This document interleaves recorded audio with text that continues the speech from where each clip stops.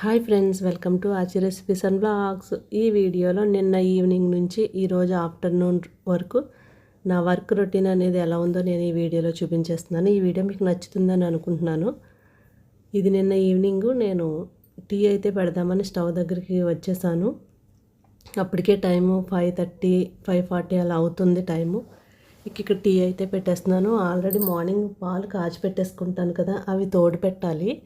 సరే పాల గిన్నెలో ఉన్నాయి పాలు, అవి తీసి ఒక తోడుపెట్టే గిన్నెలో చిన్న గిన్నెలో వేసేసి ఆ పెద్ద గిన్నెలో టీ పెట్టేద్దామని చెప్పేసి నేను ఫస్ట్ అయితే పాలు వేడి చేసేస్తున్నాను. వేడి చేసి వాటిని తోడుపెట్టే గిన్నె తీసుకొచ్చాను. అది కడిగి దాంట్లో తోడుపెట్టేస్తాను. పాల గిన్నెలో తోడుపెట్టుకున్నాము అంటే నెక్స్ట్ ఎప్పుడైనా మళ్ళీ మనం పాలు కాచుకున్నప్పుడు అవి సరిగ్గా తోమకపోయినా కూడా అవి ఇరిగిపోతూ ఉంటాయి.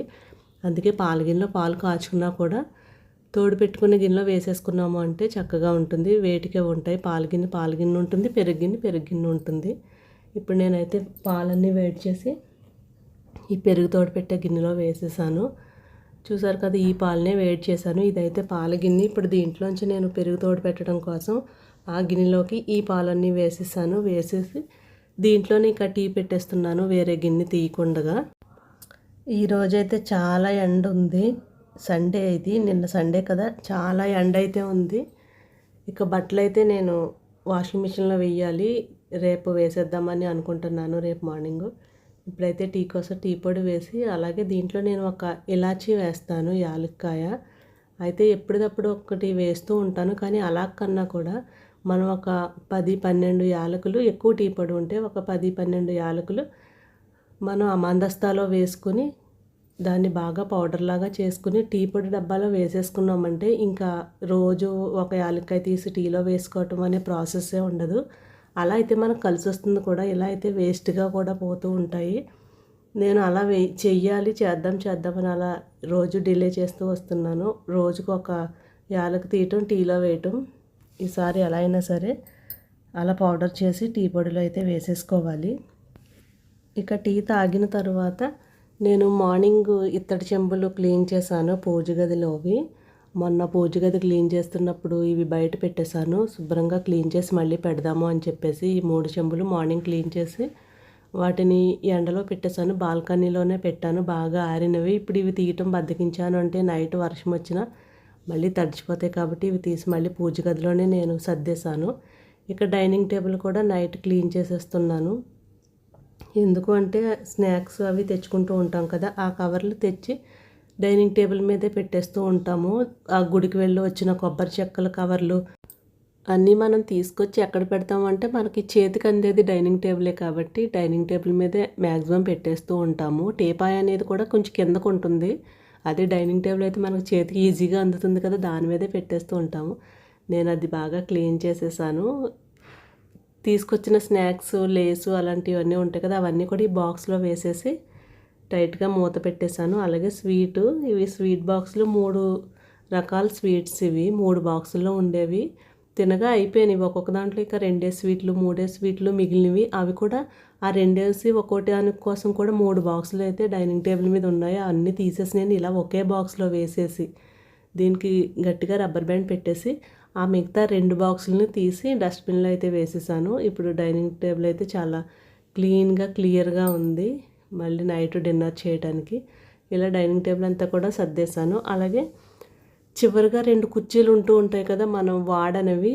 మ్యాక్సిమం ఇంట్లో ఉంటే మనం పిల్లలు ఎలాగా స్కూల్కి కాలేజెస్కి వెళ్తారు కాబట్టి వాళ్ళకి మనం తినిపించినా కూడా సోఫా మీద ఎక్కడో తినిపించేస్తూ ఉంటాము. 2 చైర్స్ వాడుతూ ఉంటాము. మిగిలిన 2 చైర్స్ వాడం కదా, అవి దుమ్ము పట్టేస్తూ ఉంటాయి. ఎవరైనా వచ్చినప్పుడు మాత్రమే వాటిని యూజ్ చేస్తూ ఉంటాం కాబట్టి ఆ దుమ్ము పట్టిన 2 చైర్స్ని కూడా నేను ఆ చివర ఉన్నవి క్లీన్ చేసేసాను. క్లాత్ తడిపి వాటిని అయితే నీట్గా తుడిచేసాను. ఇక ఇవేంటి అంటే వెల్లుల్లిపాయలు ఇలా తెచ్చి కవర్ కట్ చేసి ఇక ఇలాగే వాడేస్తున్నాను. అప్పుడే ఒక 2-3 పాయలు అయితే అయిపోయినవి.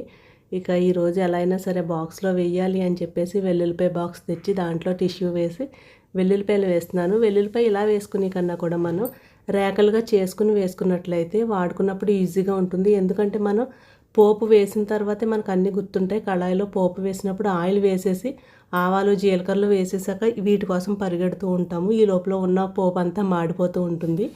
అందుకే మనం ఇలా రేకలుగా వేసేసుకున్నాము అంటే పోపుల్లో వేసుకోవడానికి చాలా ఈజీగా ఉంటుంది. అయితే ఈ చెత్త అంతా తీసేయాలి. మనకి ఈ పొట్టు ఏదైతే ఉందో ఈజీగా వచ్చేసి ఈ పొట్టుని తీసేసి మనకి ఆ రేఖకి మాత్రమే గట్టిగా పొట్టు ఉంటుంది కదా, అది వదిలేయాలి. మరీ ఒలిచేయకూడదు గుడ్డులాగా. ఎందుకు అంటే మనం పప్పులో వేసుకున్నప్పుడు మాత్రం వెల్లుల్లిపాయ అలా గుడ్డులా ఒలిచి వేసుకుంటే బాగుంటుంది. అదే పచ్చళ్ళు చేసుకున్నప్పుడు కొబ్బరి పచ్చడి కానీ చట్నీలు కానీ చేసుకున్నప్పుడు ఈ పొట్టుతో వేసుకుంటేనే వెల్లుల్లి రేఖ బాగుంటుంది. కాబట్టి ఆ వెల్లుల్లి టేస్ట్ అనేది వస్తుంది. కాబట్టి మొత్తం అన్నీ కూడా బాగా పొట్టు అనేది తీసేయకూడదు. పప్పులో వేసుకున్నప్పుడు జాగ్రత్తగా వాటిని ఒలుచుకుని గుడ్డులో వేసుకుంటే పిల్లలకి పంటి కింద పడినా కూడా ఆ వెల్లుల్లి ఫ్లేవర్ అనేది అంత తగలదు కాబట్టి తింటూ ఉంటారు. పచ్చళ్ళలో మాత్రం మనం పొట్టుతోటే వేసుకోవాలి. ఇక ఇది నెక్స్ట్ డే మార్నింగు, అంటే ఈరోజు మార్నింగు అంటే లంచ్ బాక్సులు ప్రిపరేషన్ అవన్నీ అయిపోయినాయి. వంటకు సంబంధించిన టాస్క్ అంతా అయిపోయింది. అవన్నీ పక్కన పెట్టేసిన తర్వాత నేను వాషింగ్ మిషన్లో అయితే బట్టలు వేసాను. ఈరోజు కూడా ఎండ బాగా వచ్చింది. ఒక రౌండ్ అయితే వేసేసి వాటిని ఇలా బకెట్లోకి తీసి పెట్టేసి మళ్ళీ ఇంకొక రౌండ్ కూడా వేసేసాను. ఎందుకంటే చాలా బట్టలు ఉన్నాయి.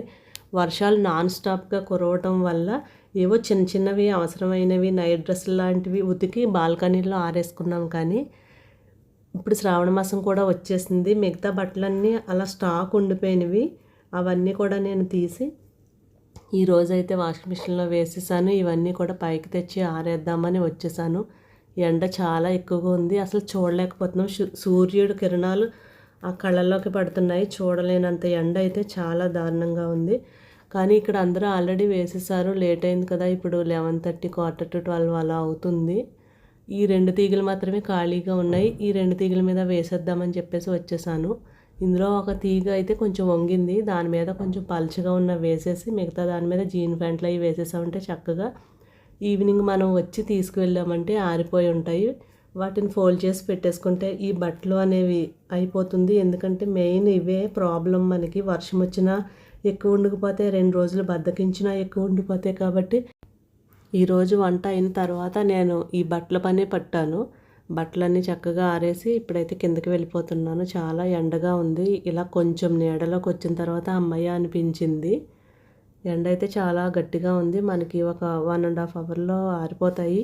1.5 అవర్ కూడా పట్టదు. 1 అవర్లో కూడా మనం వెళ్ళి తెచ్చేసుకోవచ్చు. ఎందుకంటే ఆల్రెడీ డ్రై అయిపోయి ఉంటాయి కదా. ఇక చిన్న చిన్నవి ఏవైతే ఉన్నాయో అవన్నీ నేను ఇలా బాల్కనీలో ఆల్రెడీ ఈ క్లిప్పులది స్టాండ్ లాంటిది నేను మీకు చూపించాను కదా, డీమార్ట్లో తీసుకున్నానని. ఇది ఒక రాడ్కి కానీ తాడుకి కానీ హ్యాంగ్ చేసేసుకుంటే చిన్న చిన్నవన్నీ ఈ క్లిప్స్కి పెట్టేసుకోవచ్చు. చక్కగా ఆరిపోతాయి. అయితే ఇది టెర్రస్ పైకి కూడా పట్టుకెళ్ళి మనం తాడుకి హ్యాంగ్ చేసుకోవచ్చు. కానీ మనం వెంటనే తెచ్చుకోవాలనుకున్నప్పుడే మనం ఈవినింగ్ వెళ్ళామంటూ ఎండకి ఈ ప్లాస్టిక్ కదా ఇది పోతుంది కాబట్టి నేను బాల్కనీలో పెట్టేశాను. హాయ్ ఫ్రెండ్స్, చూసారు కదా నిన్న ఈవినింగ్ నుంచి ఈరోజు ఆఫ్టర్నూన్ నా వర్క్ రొటీన్ అనేది. ఈ వీడియో మీకు నచ్చిందని అనుకుంటున్నాను. ఈ వీడియో మీకు నచ్చితే లైక్ చేయండి, షేర్ చేయండి. ఆచి రెసిపీస్ అండ్ వ్లాగ్స్ అని మన ఛానల్ని సబ్స్క్రైబ్ చేసుకోండి. Thanks for watching. Bye bye.